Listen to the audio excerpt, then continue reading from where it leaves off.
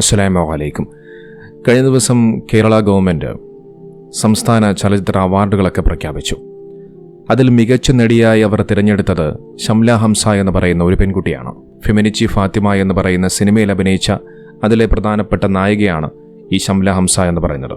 ആ ഒരു പ്രഖ്യാപനത്തിന് ശേഷം സമൂഹ മാധ്യമങ്ങളിൽ അധികവും കാണാൻ സാധിക്കുന്നത് ആ പെൺകുട്ടിയുമായി ബന്ധപ്പെട്ടുകൊണ്ടുള്ള വാർത്തകളാണ്. ആ പെൺകുട്ടിയെ പ്രശംസിച്ചുകൊണ്ട് ആ പെൺകുട്ടിയുടെ ആ ഒരു അവാർഡ് കിട്ടിയ നേട്ടത്തിൽ വളരെയധികം സന്തോഷം പ്രകടിപ്പിച്ചുകൊണ്ട് ഒരുപാട് ആളുകൾ രംഗത്ത് വരുന്നു. എന്തിനേറെ മാഷാ അല്ലാ, അൽഹംദുലില്ലാ എന്ന് പറഞ്ഞ് കമൻ്റ് ഇടുന്നവർ പോലുമുണ്ട്. പക്ഷെ എനിക്ക് മനസ്സിലാകാത്ത കാര്യം അതല്ല, ഇനി സിനിമ എങ്ങാനും അത് ഹലാലായി മാറിയോ? അല്ല, എൻ്റെ ഒരു സംശയമാണ്. കാരണം ആ തരത്തിലുള്ള പ്രതികരണങ്ങളാണ് ആളുകളിൽ നിന്നും വന്നുകൊണ്ടിരിക്കുന്നത്. ആ പെൺകുട്ടിയെ പ്രശംസിച്ചുകൊണ്ട് രംഗത്ത് വരുന്നവരിൽ മുസ്ലിമീങ്ങളായ രാഷ്ട്രീയ സംഘടനകളിൽപ്പെട്ട, സാമൂഹിക സംഘടനകളിൽപ്പെട്ട ഒരുപാട് ആളുകൾ രംഗത്ത് വരുന്നുണ്ട്. അതുകൊണ്ടാണ് ഞാൻ അങ്ങനൊരു ചോദ്യം ചോദിക്കാൻ കാരണം. സിനിമ എങ്ങാനും ഇനി കുഴപ്പമില്ല, സിനിമ കണ്ടോളൂ, അതൊന്നും ഹറാമല്ല എന്നുള്ള തരത്തിലേക്ക് കാര്യങ്ങൾ മാറിമറിഞ്ഞോ എന്നുള്ളതാണ്. കേരളത്തിലെ എല്ലാ മിക്ക പണ്ഡിതന്മാരും സിനിമ കാണരുത്, സിനിമ ഹറാം എന്ന് തന്നെയാണ് പഠിപ്പിക്കുന്നത്. ഇനി എങ്ങാനും അത് മാറിയിട്ടുണ്ടോ എന്ന് എനിക്കറിയില്ല. ഏതായാലും ഇനി അങ്ങനെ ഒരു സംഭവം ഉണ്ട് എന്നുണ്ടെങ്കിൽ, സിനിമ ഹലാലായി മാറിയെന്നുണ്ടെങ്കിൽ അതുമായി ബന്ധപ്പെട്ടുകൊണ്ട് പണ്ഡിതന്മാർ ഒരു ഫത്വ ഇറക്കേണ്ടതുണ്ട്. കാരണം സിനിമ എന്ന് പറയുന്ന ഒരു മേഖലയെ നോർമലൈസ് ചെയ്തുകൊണ്ട് സിനിമയൊന്നും കുഴപ്പമില്ല, സിനിമ ഹറാമല്ല, സിനിമ കാണാമെന്നുള്ള തരത്തിലേക്ക് മുസ്ലിമീങ്ങളായ ആളുകൾ തന്നെ കാര്യങ്ങൾ കൊണ്ടെത്തിക്കുകയാണ്. നോക്കൂ, സിനിമ ഹറാമാണെന്ന് പണ്ഡിതന്മാർ പറയാനുള്ള കാരണം മറ്റൊന്നുമല്ല. നോക്കൂ, പ്രവാചകർ മുഹമ്മദ് നബി തങ്ങൾ കർശനമായി വിലക്കിയിട്ടുള്ള മദ്യപാനവും പലിശയും വ്യഭിചാരവും ഒക്കെ കാണിക്കുന്ന മേഖലയാണ് സിനിമ എന്ന് പറയുന്നത്. സിനിമയിൽ കാണിക്കുന്ന പല ക്രൂരമായ കൊലപാതകങ്ങൾ കണ്ടുകൊണ്ട് ജീവിതത്തിൽ യാഥാർത്ഥ്യത്തിൽ ആ സിനിമയെ കണ്ടുകൊണ്ട് കൊലപാതകങ്ങൾ ചെയ്തവരുണ്ട്. സിനിമയിൽ കാണിക്കുന്ന വയലൻസുകൾ കണ്ടുകൊണ്ട് അതുപോലെ ക്രൂരമായ കൊലപാതകങ്ങൾ ചെയ്തവരുണ്ട്. സിനിമയിൽ നടന്മാർ ഒരു സ്റ്റൈലിന് വേണ്ടി കാണിക്കുന്ന മയക്കുമരുന്നുകളുടെയും ലഹരി മരുന്നുകളുടെയും ഉപയോഗം അത് കണ്ടുകൊണ്ട് ഇൻസ്പിറേഷൻ ആയിക്കൊണ്ട് അത്തരം ലഹരിക്ക് അടിമപ്പെട്ടു പോയ ചെറുപ്പക്കാരുണ്ട്. അത്തരത്തിൽ ആ ഒരു സിനിമ എന്ന് പറയുന്ന മേഖല നല്ല സന്ദേശത്തിനേക്കാളപ്പുറം ചീത്തയായ ഒരു സന്ദേശമാണ് ഇത്തരം വളർന്നു വരുന്ന യുവതലമുറയിലേക്ക് കുത്തിവെക്കുന്നത്. ദൃശ്യം മോഡൽ കൊലപാതകം നടന്നത് മാർക്കോ എന്ന് പറയുന്ന സിനിമ ഇറങ്ങിയതിന് ശേഷം അതിലെ വയലൻസുകൾ പിന്നീട് കൂടി വന്ന സമയത്ത് ആ സിനിമയിലെ പ്രൊഡ്യൂസർ തന്നെ രംഗത്ത് വന്നുകൊണ്ട് ഇനി ഇത്തരത്തിലുള്ള ഒരു വയലൻസ് സിനിമ താൻ എടുക്കുകയില്ല എന്ന് പറഞ്ഞതും നിങ്ങൾ ഓർക്കേണ്ടതുണ്ട്. അപ്പോൾ നിങ്ങൾ ചോദിക്കും, പ്രവാചകർ നബി തങ്ങളുടെ കാലഘട്ടത്ത് ഈ സിനിമ എന്ന് പറയുന്ന മേഖലയൊന്നും ഉണ്ടായിരുന്നില്ലല്ലോ, പിന്നെ എങ്ങനെയാണ് ഇത് ഹറാമാക്കിയത് എന്ന്. നോക്കൂ, നബി തങ്ങളുടെ കാലഘട്ടത്ത് ഇന്ന് കാണപ്പെടുന്ന മൊബൈൽ ഫോണുകളും കമ്പ്യൂട്ടറുകളും ടിവിയും ഒന്നും തന്നെ ഉണ്ടായിരുന്നില്ല. അതുകൊണ്ട് തന്നെ നബി തങ്ങൾ ആ കാര്യങ്ങളെക്കുറിച്ച് പറഞ്ഞതുമില്ല. പക്ഷേ നാം മനസ്സിലാക്കേണ്ട ഒരു കാര്യമുണ്ട്, ഏതൊരു കാര്യത്തിനും നല്ലതും ചീത്തയുമുണ്ട്. മൊബൈൽ ഫോണിൽ നമുക്ക് നല്ലതും കാണാം, ചീത്തയും കാണാം. ടിവിയിലാകട്ടെ കമ്പ്യൂട്ടറിലാകട്ടെ നല്ലതും കാണാം, ചീത്തയും കാണാം. നല്ലത് തിരഞ്ഞെടുത്താൽ നമുക്ക് നല്ല വഴിയിലേക്ക് പോകാം, ചീത്തയാണെങ്കിലോ അതുപോലെ ചീത്ത വഴിയിലേക്ക് പോകാം. അതുപോലെ തന്നെയാണ് സിനിമയും. ആ സിനിമയിൽ കാണിക്കുന്ന കൊലപാതകങ്ങളും അത്തരത്തിലുള്ള തെറ്റായ സന്ദേശങ്ങളും മയക്കുമരുന്നുകളുടെ ഉപയോഗങ്ങളും അത് സമൂഹത്തിലെ വലിയ ഒരു തെറ്റിലേക്കാണ് കൊണ്ടെത്തിക്കുന്നത്. ഇനി ഞാൻ കാര്യത്തിലേക്ക് വരാം. ഞാൻ ആ സിനിമ കണ്ടിട്ടില്ല. പക്ഷേ ആ സിനിമ കാണുന്നവർ പറഞ്ഞു വെക്കുന്നത് ആ സിനിമയിൽ പരിശുദ്ധമാക്കപ്പെട്ട ദീനുൽ ഇസ്ലാമിനെയും ഉസ്താദുമാരെയും ഒക്കെ വളരെയധികം മോശമായിക്കൊണ്ട് കളിയാക്കുന്ന, പരിഹസിക്കുന്ന രീതിയിലാണ് ആ സിനിമ ചെയ്തു വച്ചിരിക്കുന്നത് എന്നുള്ളതാണ്. അതായത് മറ്റുള്ള ആളുകൾക്കിടയിൽ ഇസ്ലാമിനെക്കുറിച്ച് ഒരു തെറ്റിദ്ധാരണ പരത്തുന്നു എന്നുള്ളതാണ്. നിങ്ങൾക്ക് ആ സിനിമയുടെ പേര് കേൾക്കുമ്പോൾ തന്നെ നിങ്ങൾക്ക് ഏകദേശം കാര്യങ്ങൾ മനസ്സിലാകും.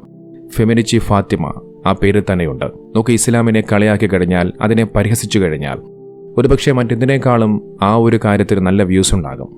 കാരണം അത് കാണാൻ വേണ്ടി കാത്തിരിക്കുന്ന ഒരുപാട് ആളുകളുണ്ട്. അത് നല്ല മാർക്കറ്റിംഗ് ആണ്. അത് ഏതു കാര്യത്തിലായിരുന്നാലും ശരി.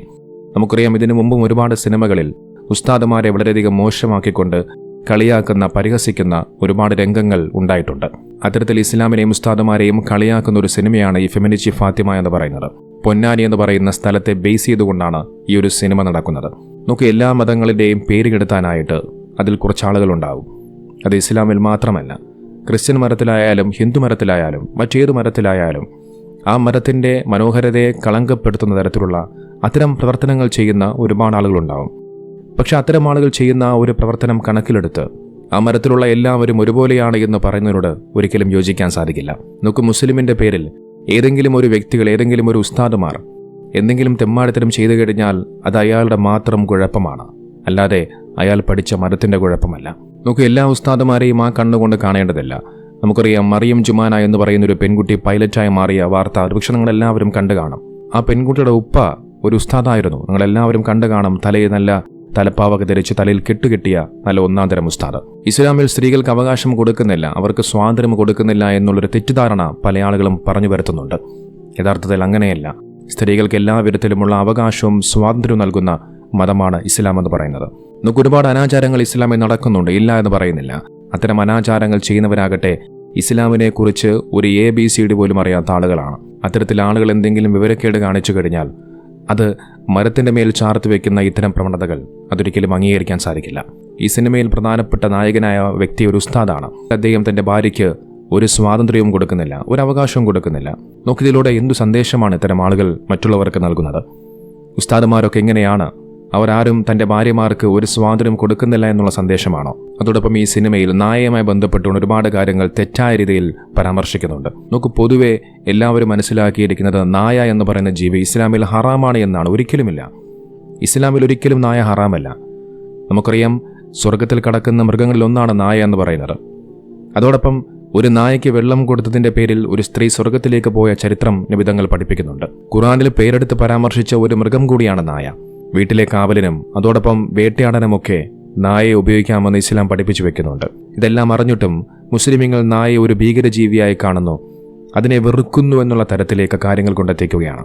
നോക്കി, സിനിമയുടെ സംവിധായകനായിട്ടുള്ള ഫാസിൽ മുഹമ്മദ് ഈ സിനിമ ഇറങ്ങിയ സമയത്ത് ഒരു അഭിമുഖത്തിൽ കൊടുത്ത ചില കാര്യങ്ങൾ ഇങ്ങനെയാണ്: എല്ലാ മതങ്ങളിലും മാറ്റം വന്നിട്ടുണ്ട്, എല്ലാ മതങ്ങളിലുള്ളവരും മാറി ചിന്തിക്കാൻ തുടങ്ങിയിട്ടുണ്ട്, പക്ഷേ ഇസ്ലാമിൽ മാത്രം ഒരു മാറ്റവും ഉണ്ടാകുന്നില്ല എന്നുള്ളതാണ്. അതിൽ നിന്നും ഈ ചെറുപ്പക്കാരൻ എന്താണ് ഉദ്ദേശിക്കുന്നത് എന്നുള്ളത് പക്ഷേ നിങ്ങൾക്ക് എല്ലാവർക്കും മനസ്സിലായി കാണും. ഇസ്ലാമിൽ മാറ്റം കൊണ്ടുവരാനാണ് ആ ചെറുപ്പക്കാരെ ശ്രമിക്കുന്നത്. ഒരുപക്ഷെ അന്നും ഇന്നും ഒരു മാറ്റവും കൂടാതെ ലോകത്ത് നിലനിൽക്കുന്ന ഒരേ മതം എന്ന് ചോദിച്ചു കഴിഞ്ഞാൽ അത് ഇസ്ലാം മതം മാത്രമാണ്. അന്നും ഇന്നും നൂറ്റാണ്ടുകൾക്കിപ്പുറവും വിശുദ്ധ ഖുർആനിലെ ഒരു വള്ളിയോ ഒരു പുള്ളിയോ ഒരു വാക്ക് പോലും ഇതുവരെയും മാറ്റിയിട്ടില്ല, തിരുത്തിയിട്ടില്ല. പക്ഷെ ആ ഖുർആൻ നൂറ്റാണ്ടുകൾക്കിപ്പുറവും ലോകത്തെ മുഴുവനും അത്ഭുതപ്പെടുത്തിക്കൊണ്ടിരിക്കുകയാണ്.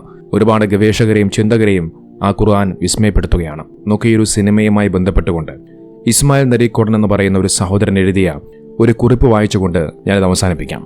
2024 മികച്ച നടിക്കുള്ള അവാർഡ് ഫെമിനിച്ചി ഫാത്തിമയിലൂടെ കേന്ദ്ര കഥാപാത്രമായി അഭിനയിച്ച നടി നേടിയതോടെ വീണ്ടും ഫെമിനിച്ചി ഫാത്തിമ ചർച്ചയാവുകയാണ്. ഒരു സിനിമയുടെ നിലവാരമില്ലാത്ത കേവലം 90 മിനിറ്റുള്ള ബോക്സ് ഓഫീസ് വിജയം നേടാത്ത ഒരു തട്ടിക്കൂട്ട് സാധനം നേരത്തെ തന്നെ മറ്റു പലതുകൊണ്ടും ശ്രദ്ധ നേടിയിട്ടുണ്ട്. അതിന്റെ ഒരു കാരണം അതിന്റെ ടൈറ്റിൽ നൽകുന്ന കണ്ടന്റിനെ സംബന്ധിച്ച സൂചന തന്നെ. ഫെമിനിച്ചി ഫാത്തിമ യഥാർത്ഥത്തിൽ ഒരു നുണച്ചിപ്പാത്തുവായി മാറിയ കഥയാണ്. 90 മിനിറ്റ് സമർത്ഥമായി നുണ പറയുന്ന ലാഘവത്തോടെ അവതരിപ്പിച്ചത്. അതിലെ കോഹിനൂർ രത്നം പതിപ്പിച്ച ചില നുണകളെ നമുക്ക് പരിശോധിക്കാം. ഒന്ന്, അസ്തഗ്ഫിറുല്ലാ എന്ന് 3 തവണ എഴുതി വെച്ചാൽ ഉണക്കാനിട്ട മെത്തയിൽ നായ കയറില്ല എന്ന വിശ്വാസമാണ്. പൊന്നാനിയിലെ തീരപ്രദേശത്താണ് കറ നടക്കുന്നത്. ഏത് മുസ്ലിമുകൾക്കിടയിലാണ് ഇത്തരമൊരു വിശ്വാസമുള്ളത്? 2, പട്ടി ഹറാമാണ്, അതിനാൽ പട്ടി കയറിയ മെത്ത ഒഴിവാക്കുന്നു. ഇസ്ലാമിൽ പട്ടി ഹറാമല്ല. വേട്ടപ്പട്ടികൾക്ക് പരിശീലനം നൽകി അവയെ മൃഗവേട്ടയ്ക്ക് ഉപയോഗിക്കുന്ന കാര്യം വിശുദ്ധ ഖുർആൻ പറയുന്നുണ്ട്. ഇസ്ലാമിക കർമ്മശാസ്ത്ര പ്രകാരം നായയുടെ കാഷ്ടം, മൂത്രം, വിയർപ്പ്, ഉമിനീർ, രക്തം തുടങ്ങിയവയാണ് നജസ്. ഉണങ്ങിയ ഒരു വസ്തുവിൽ ഈ നിലയ്ക്കല്ലാതെ നായ തൊട്ടാൽ നജസല്ല. 3, മരിച്ചുപോയ ഒരാൾ കിടന്ന ബെഡിൽ അയാളുടെ പ്രേതമുണ്ടാവുമെന്ന് പറയുന്നു. അങ്ങനെയൊരു വിശ്വാസം മുസ്ലിമീങ്ങളിൽ ഒരാൾക്ക് പോലുമില്ല. പിന്നീട് സിനിമയിൽ പറയുന്ന പുരുഷ ഏകാധിപത്യവും കുടുംബത്തിലെ ചില തിട്ടൂരങ്ങളും അത് കേരളീയ സമൂഹത്തിൽ പൊതുവെയുള്ളതാണ്. അത് മുസ്ലിമീങ്ങളുടെ കുത്തകയോ അവരുടെ ഇടയിൽ പ്രത്യേകമായി ഉള്ളതോ അല്ല. ഭാര്യയെ വീട്ടുജോലിയിൽ സഹായിക്കലും അവൾക്ക് സുഖമായി ഉറങ്ങാനുള്ള സൗകര്യങ്ങൾ ഉണ്ടാക്കലും അവളുടെ സന്തോഷത്തിനായി പുറത്തേക്ക് പോകലും ഭർത്താവിൻ്റെ ബാധ്യതയാണ്. പ്രവാചകർ തിരുമേനിയുടെ ജീവിതത്തിൽ അതെല്ലാമുണ്ട്. സീറത്തുൻ നബി വായിക്കുക. ഫെമിനിച്ചി ഫാത്തിമ കൃത്രിമമായി ഒരു വ്യാജ ഇസ്ലാമിക ചട്ടക്കൂട് നിർമ്മിക്കുകയും ആ ചട്ടക്കൂട് തട്ടമിട്ട നായികയെക്കൊണ്ട് തകർക്കുകയും പ്രതിനായകനില്ലെന്ന് തോന്നിക്കും വിധം ഒരു ഉസ്താദിനെ നാട്ടക്കുറിയായി നിർത്തി അയാൾക്കെതിരായി ഒരു ഫെമിനിസ്റ്റ് നിശബ്ദ യുദ്ധം വിജയിപ്പിച്ചെടുക്കുകയാണ് ചെയ്യുന്നത്.